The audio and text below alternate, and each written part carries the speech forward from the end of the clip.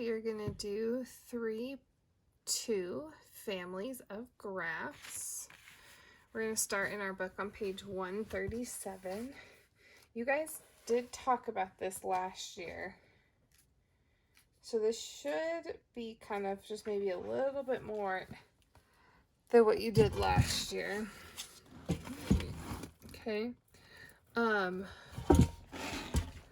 These on here, these are called parent functions. Parent functions are just the base function we start out with. So y equals x squared, x to the third, the square root of x, absolute value, greatest integer, and this is the rational function, or x to the negative 1. Okay, so in this lesson, we're going to be taking a parent function and doing things to it to move it around and graph an actual function. All right. So this is on page 137. If you need to look at the parent functions while you're doing your assignment today, it's a great idea. So we're going to go through rules of how things impact a parent function. All right. These rules you're going to want to use on your assignment. So y equals negative f of x is going to be a reflection over the x-axis. So what do I mean by that? It means our function's this way, and a reflection over the x means it's going to flip down this way. Okay. F of negative x is going to be a reflection over the y-axis, so it's going to flip this way.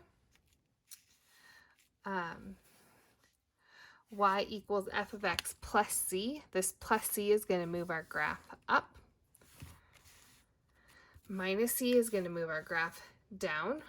This end part, when it's a plus or a minus at the very end, it tells you it's exactly what it says. Okay. Inside, a plus c is going to move it to the left. So inside does the opposite of what it says.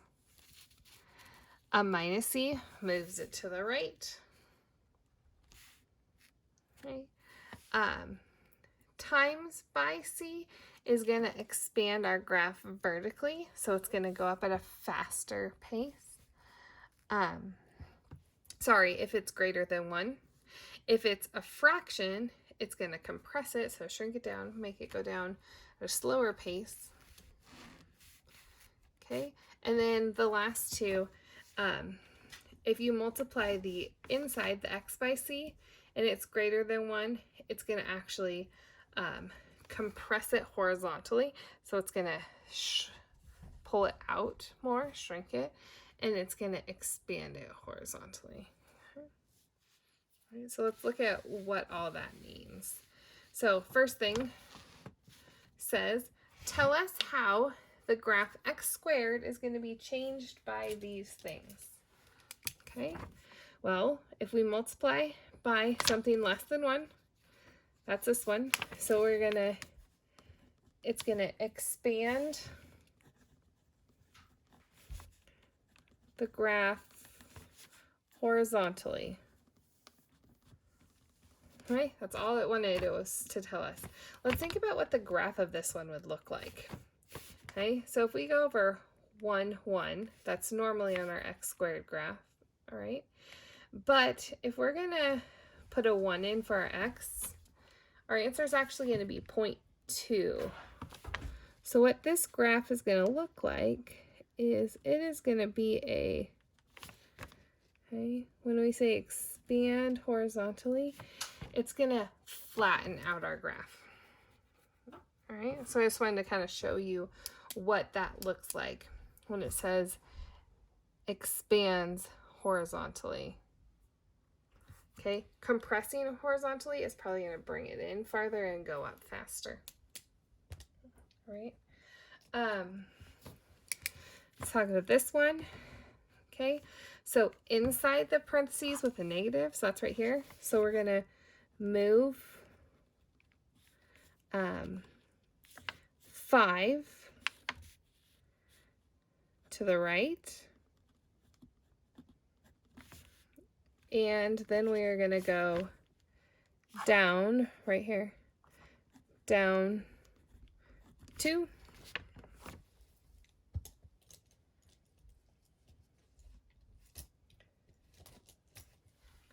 And this one right here, this +6, we're going to go up 6.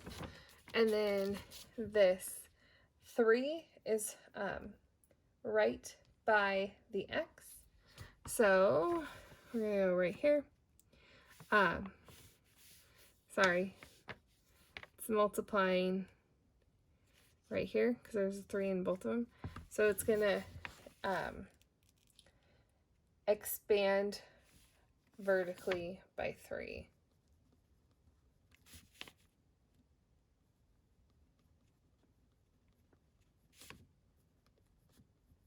Okay. We'll talk kind of what that all looks like. This is just though telling us with words. Okay. All right, so this says sketch these graphs. So that's what we're going to go through an exercise together on how we are going to go about sketching graphs. Okay.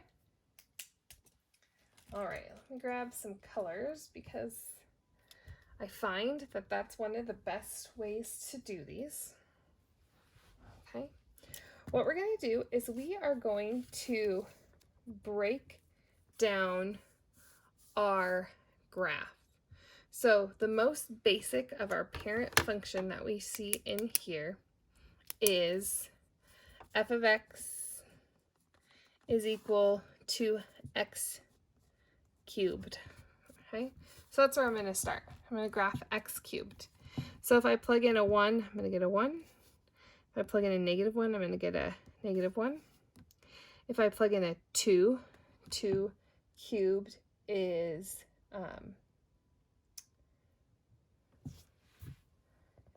going to be 8. So I'm going to go 1, 2, 3, 4, 5, 6, 7, 8. It's going to go up here. And this one, 1, 2, 3, 4, 5, 6, 7, 8. I like barely have room, but can fit them in. Okay. So that is going to be my cubed function. All right. So the next thing we're going to look at is what are we going to do next to our cubed function? Well, let's do this 2 times f. So f of x equals 2x to the 3rd. Okay. This last thing is just going to shift our final answer, so I'm going to leave that to the end because that's easy. All right, so we're going to say it 0, 0. But what if I plug a 1 in here instead? Okay, if I plug a 1 in, now I have 2 times 1, so I'm going to get 2. And I'm going to get -2. Okay, what if I plug in a 2 there?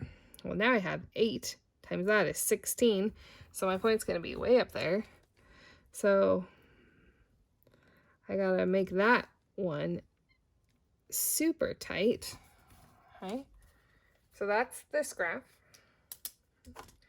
Okay, and now let's do our final graph, which is our answer, because on this one, okay, all we need to do is take care of this -3 now. So if you look at top, if you minus something inside the parentheses, we're going to move our graph right. Inside the parentheses is our left and right. This is going to do the opposite. So we're going to go right, 1, 2, 3. Okay.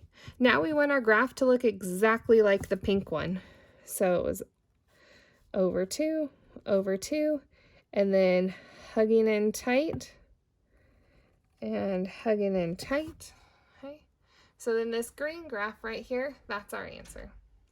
It's okay if on your assignment you have multiple colored graphs. It's okay on your test if you just show us that the graph that we are asking to be graphed is this one, and you just label it for us, and then we know. Okay. This is my favorite way to do parent graphs with their family pieces because you can easily see it. All right, let's do another graph. I'm going to grab a couple new colors. Okay, so we're going to do the exact same thing again. So we got g of x, and we're going to start with the original parent is going to be an x squared. So if we plug a 1 in, if we plug a 2 in, we're going to get a 4. A 4, okay. And this is going to be my parent graph, all right? So the next one is we are going to do this g of x equals 0.5x squared, okay? I'm going to just plug in a point. I know I'm going to have 0, 0, so if I plug in a 1 here, I'm going to have 1 times a half is a half. A half squared is 1/4. So this answer is actually going to be 1/4 and 1/4. Okay. So then I'm going to plug in a 2, and a half times 2 is 1. 1 squared is 1. So there is my function.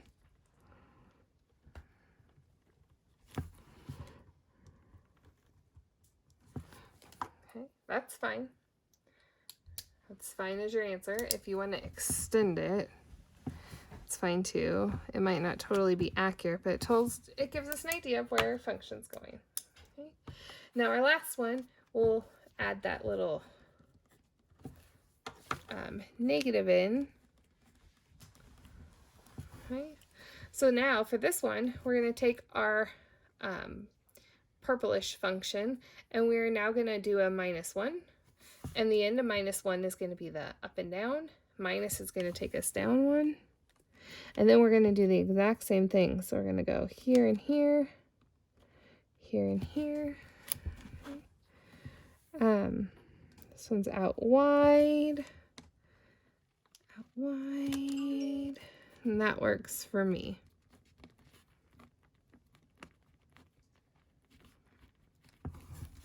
All right. So it's okay to have multiple graphs. Honestly, I would say it makes it easier. Maybe it needs to have more than 3 graphs, and that's okay too. All right, start with the parent and then figure out if something's being multiplied, do that. And then if something is a negative, do that, flip it, and then worry about your moving left and right, up and down at the end once you already have an idea of what your picture should look like. Okay. All right, here's your homework for this.